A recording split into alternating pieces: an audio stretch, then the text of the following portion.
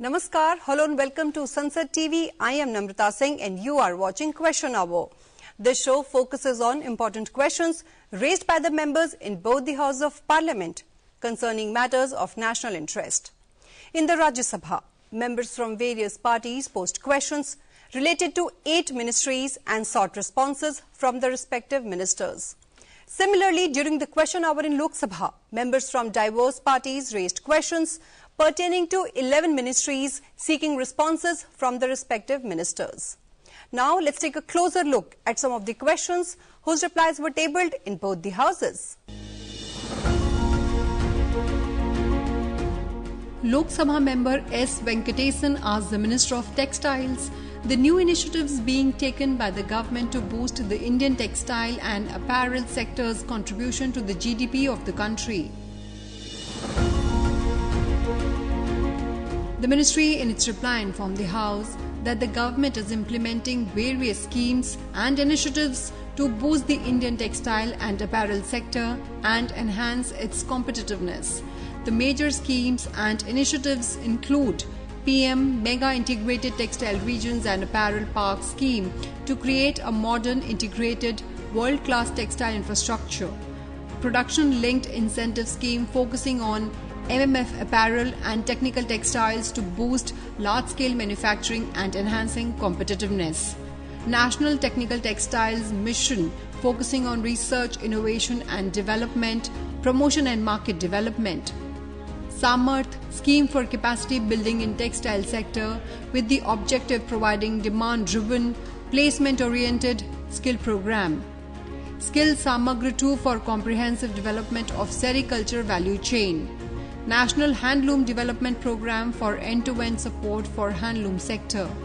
The Ministry of Textiles is also implementing the National Handicrafts Development Program and Comprehensive Handicrafts Cluster Development Scheme for promotion of handicrafts.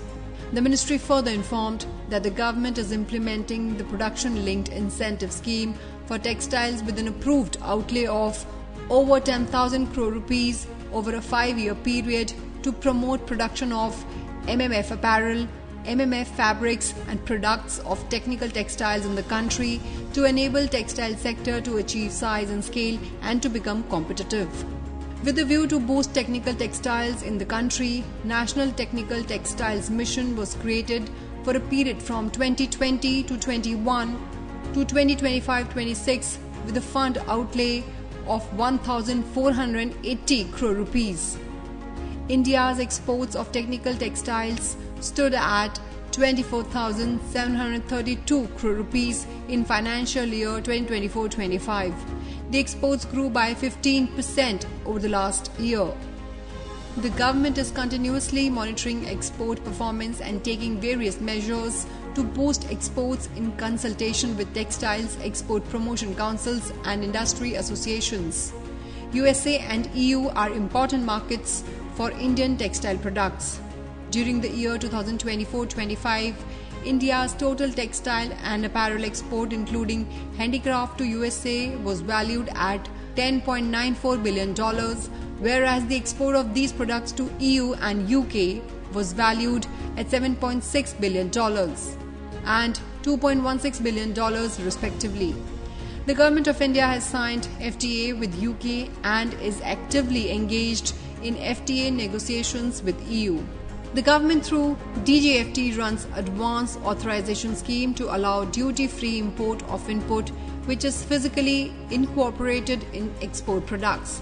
In order to boost export of textiles products, the government is implementing the rebate of state and central taxes and levies scheme for apparel and garments and made-ups in the order to enhance competitiveness by adopting the principle of zero-rated exports. Further, textiles products not covered under the ROS-CTL scheme are covered under remissions of duties and taxes on exported products along with other products. In addition, the government provides financial support to various export promotion councils and trade bodies for organizing and participating in trade fairs, exhibitions, buyer-seller meets, etc. at national and international levels to boost exports. Ministry has supported export promotion councils and associations in organizing a global mega textile event, that is Bharat Tex 2025, to showcase the strength of the Indian textiles value chain, highlighting the latest progress and innovations in textile and fashion industry and positioning India as the most preferred destination for sourcing and investment in the textile sector. India has signed 15 FTAs, including the recently signed CETA between India and UK. These FTAs aim to reduce tariff and non-tariff barriers, simplify procedures, and address structural issues to make Indian exporters more competitive in partner markets.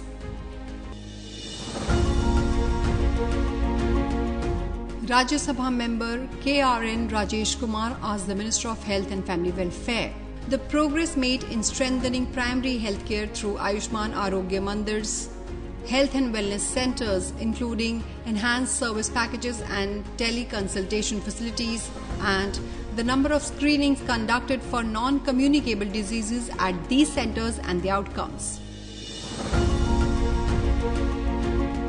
The ministry, in its reply, informed the House that, as reported by states and union territories on ARM portal, a total of 178,597 Ayushman Arogya Mandirs, erstwhile Ayushman Bharat Health and Wellness Centers, have been operationalized by strengthening sub-health centers and primary health centers in India across urban and rural areas till 31st July 2025.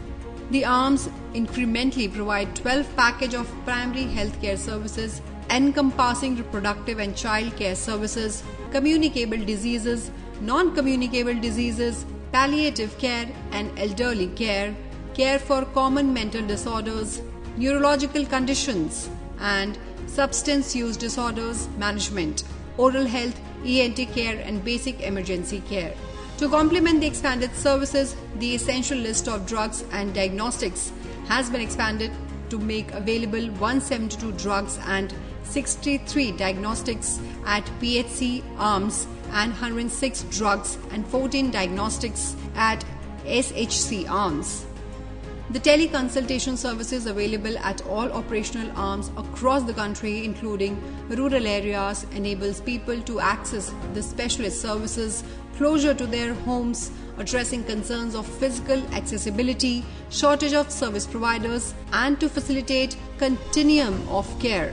Total teleconsultations conducted at ARM are 38.77 crore as on 31st July 2025. Screening services for 5 common NCDs, that is hypertension, diabetes, oral cancer, breast cancer and cervical cancer, are provided at ARMS. As per ARM portal, 33.93 crore screenings for hypertension, 32.57 crore screenings for diabetes, 30.38 crore screenings for oral cancer, 14.24 crore screenings for breast cancer and 7.62 crore screenings for cervical cancer have been conducted at ARMS till 31st July 2025. Government of India provides assistance to the states and union territory governments to address infrastructure deficits and quality gaps in public health facilities through various schemes. The details of the schemes are as follows.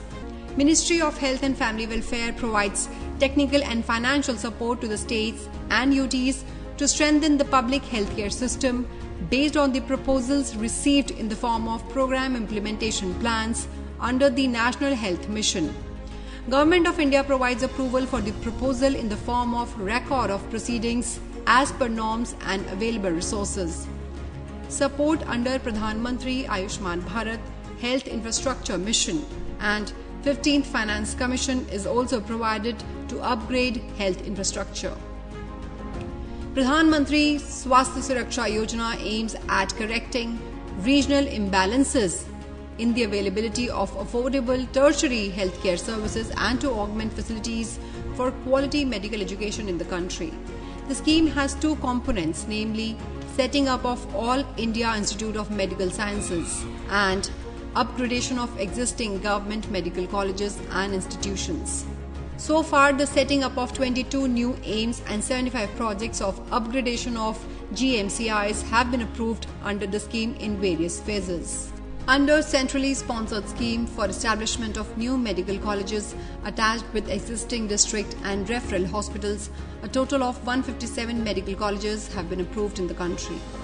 Indian Public Health Standards 2022, laid down by the Government of India, aim towards an effort to improve the standard and quality of services and provide a uniform benchmark to assess the functionality of public health facilities. These standards include norms for services, infrastructure, human resources, diagnostics, equipment, medicines, etc. Ministry of Health and Family Welfare has developed an Open Data Kit toolkit under IPHS to conduct baseline assessments, identify gaps and plan and implement corrective measures. NHM provides support to address these gaps, ensuring the reach and meeting of essential standards for these facilities. With the aim of ensuring and enhancing the quality of healthcare services, National Quality Assurance Standards have been launched for all health facilities including ARMS. These measures has improved the overall public health infrastructure in the country, including the number of beds for accessible and affordable quality health care. Lok Sabha member Vishnu Dutt Sharma asked the Minister of Agriculture and Farmers Welfare whether it is true that Indian Council of Agricultural Research has the responsibility for veterinary science, animal husbandry, dairying, fisheries, avian sciences, poultry, beekeeping, natural resource management and other allied sectors, and if so, whether the government has any proposal to establish an independent statutory body or dedicated agency exclusively for regulating and promoting higher education in agriculture and allied sciences so as to commit more focused approach. माननीय सदस्य ने शिक्षा के क्षेत्र में विशेष तौर से कृषि के क्षेत्र में इस देश के अन्नदाताओं के लिए उनकी भलाई के लिए जो एक ज्वलंत प्रश्न पूछा है, अध्यक्ष महोदय दुख के साथ कहना पड़ रहा है कि जो ये विपक्ष वाले जो किसानों के वोट से जीत के आ रहे हैं, आज किसान के हित की बात सुनना नहीं चाह रहे। अध्यक्ष महोदय, माननीय सदस्य ने बताया वर्तमान में कृषि संबंधित विज्ञानों के उच्च शिक्षा के लिए नियमन और संवर्धन के लिए किसी स्वतंत्र वैधानिक निकाय समर्पित एजेंसी की स्थापना का कोई प्रस्ताव नहीं है। राष्ट्रीय शिक्षा नीति NEP 2020 में सामान्य शिक्षा परिषद और सेटलर समिति का प्रावधान है, जो कि भारतीय कृषि अनुसंधान परिषद जो कि कृषि शिक्षा के लिए प्रोफेशनल स्टैंडर्ड सेटिंग बॉडी के रूप में कार्य करेगा। PSCP GSC के सदस्य के रूप में शैक्षणिक मानकों को निर्धारित करने के लिए अपने डोमेन विषयों के शिक्षण, अनुसंधान और विस्तार कार्यों के बीच समन्वय स्थापित करने का काम करती है। इसके साथ अध्यक्ष महोदय कृषि शिक्षा की गुणवत्ता की प्रतिष्ठा को सुदृढ़ करने के लिए भारतीय कृषि अनुसंधान परिषद ICR, राष्ट्रीय कृषि शिक्षा प्रबंधन बोर्ड NEAB के द्वारा कृषि विश्वविद्यालय, कॉलेजों और कार्यक्रमों के प्रतिष्ठापन के लिए कार्य कर रही है। अध्यक्ष महोदय, राष्ट्रीय कृषि शिक्षा प्रतिष्ठापन बोर्ड के उद्देश्य 4 हैं। प्रतिष्ठापन प्रक्रिया के अंतर्गत संस्थान और निर्धारित न्यूनतम मानदंडों की पहचान करना, मौजूदा कृषि संबंधित विषयों को संस्थानों को शैक्षणिक कार्यक्रमों के सुधार की मार्गदर्शन करना, नए संस्थानों एवं कार्यक्रमों के विकास को प्रोत्साहित करना, कृषि शिक्षा अनुसंधान राष्ट्रीय प्रथम को अनुरूप प्रतिष्ठापन के मानदंड, संस्थान का दृष्टिकोण, मिशन उद्देश्य, शासन और प्रशासन, शिक्षा परिक्षण गुणवत्ता और उसके अलावा शोध, नवाचार, शिक्षकों की योग्यता, क्षमता, छात्र विकास, समर्थन सेवाएं, भौतिक संस्थान, आधारभूत संस्थान, वित्तीय संस्थान, प्रबंधन, गुणवत्ता आश्वासन, सतत सुधार, इस तरह के सतत प्रयास किए जा रहे हैं।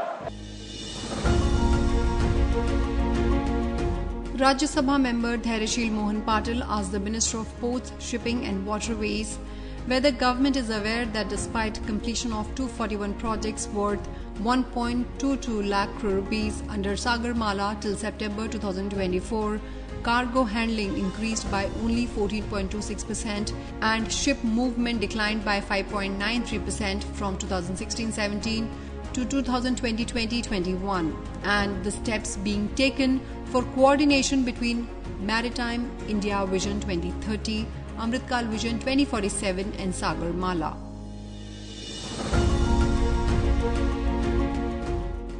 The ministry in its reply informed the House that the Sagarmala program integrates port development, improved logistics, shipbuilding expansion and enhanced coastal traffic. However, the initiative faces key implementation hurdles including sluggish project timelines, inefficient fund utilization, limited hinterland connectivity and regulatory bottlenecks related to environmental approvals. For improvement, Ministry of Ports, Shipping and Waterways maintains close coordination with the state government for matters related to land acquisition, utility shifting and infrastructure development. Regular meetings are held with district authorities and concerned state departments for timely approvals. Further, to resolve issues concerning state government in timely manner, Ministry from time to time holds Maritime States Development Council meetings and also encourage coastal states and union territories to hold State Sagarmala Committee meetings for creating synergy among various stakeholders for expeditious implementation of Sagarmala projects.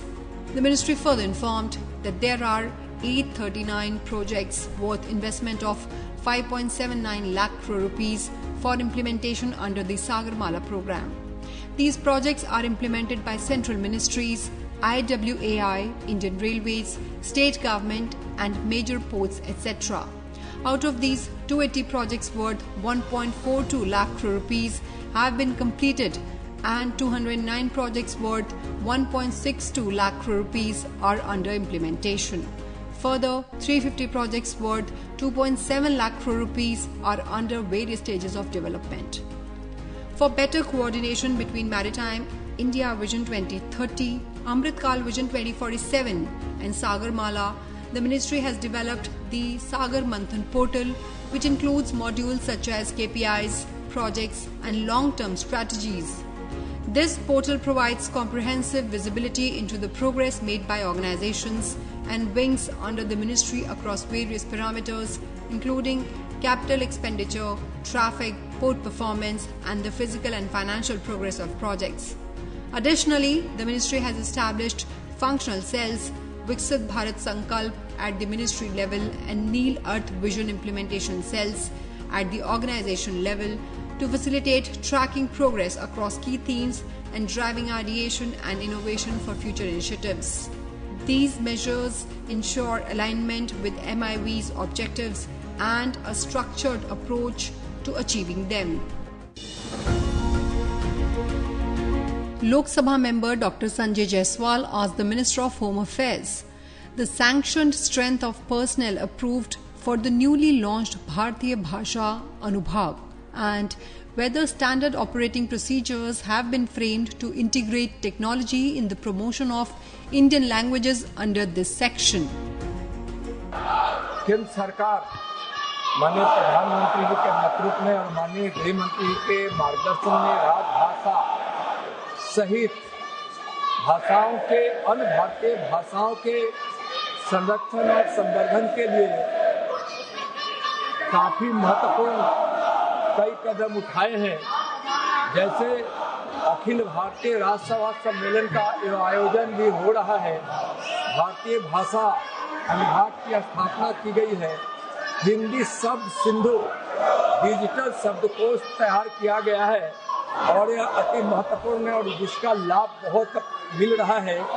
इसमें हिंदी के मानकीकरण और भाषा तकनीक के विकास हेतु online Hindi शब्दकोश जिसमें 7 लाख से अधिक शब्द शामिल हैं। महोदय, कंठस्थ अनुवाद प्रणाली तैयार किया गया है कंठस्थ एक स्मृति आधारित अनुवाद प्रणाली है जिसमें 5 करोड़ से अधिक वाक्य शामिल हैं। यह प्रतिदिन 15 से 20 हजार नोटिंग का अनुवाद करती है महोदय। लीला हिंदी प्रभा ऐप मोबाइल बनाया गया है जो 14 भारतीय भाषाओं के उपयोगकर्ताओं को हिंदी सिखाने का सहज और निःशुल्क माध्यम है। महोदय, ई सरल हिंदी वाक्य कोश बनाया गया है जिसमें अब तक 6 लाख शब्द एवं 14,000 से अधिक वाक्य शामिल किए जा चुके हैं। महोदय, राजभाषा हिंदी को राष्ट्रीय स्तर पर बढ़ावा देने के लिए प्रशिक्षण तकनीकी टूल विकसित किए गए हैं। केंद्रीय समितियों का गठन हुआ है। 537 नगर भाषाओं कार्यान्वयन समितियों का गठन किया गया है। अंतर्राष्ट्रीय पटल पर भी हिंदी को पहचान मिली है। अब विश्व बैंक की आधिकारिक वेबसाइट में उपलब्ध है।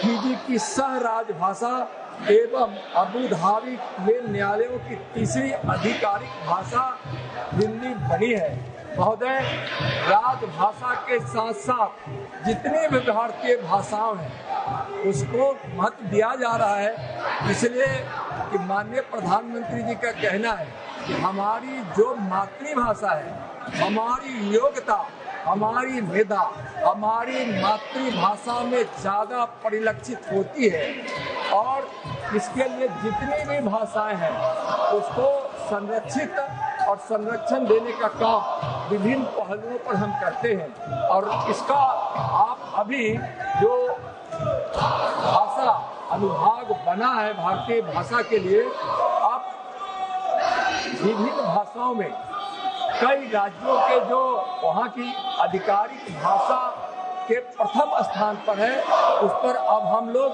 पत्राचार भी करते हैं। Well, that is all I have for you in this edition of Question Hour. Stay tuned and thank you for watching Sansad TV.